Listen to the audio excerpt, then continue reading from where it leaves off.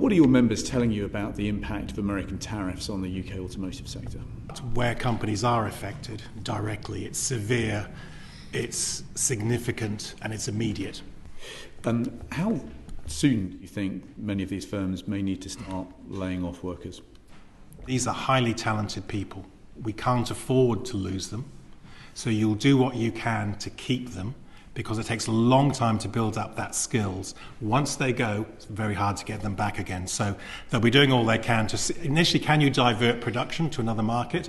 Very difficult, because these cars are built to order.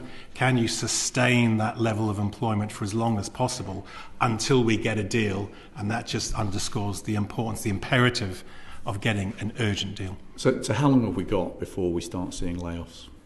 Well, like I said, layoffs will be the last resort. We would certainly look to.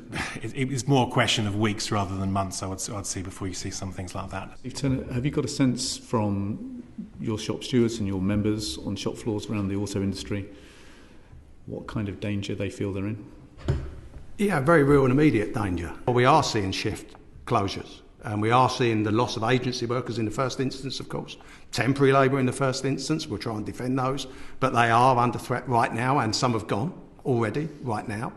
So as we sit here today, the impacts are already being felt? Already being impacted, absolutely already been impacted. Not so much on directs, but they will hit direct labour very, very quickly if we don't find a deal. So it's going to be a particular problem in the northwest, the West Midlands, and the South East, where there are plants that are directly related to high volume export to the United States. Okay. So we definitely believe in free trade and openness and worldwide global cooperation. Just to give you some numbers, 75% of the Minis are exported, 92% of Rolls-Royce go abroad. To build a Mini, for example, I get 80% of the parts from foreign countries.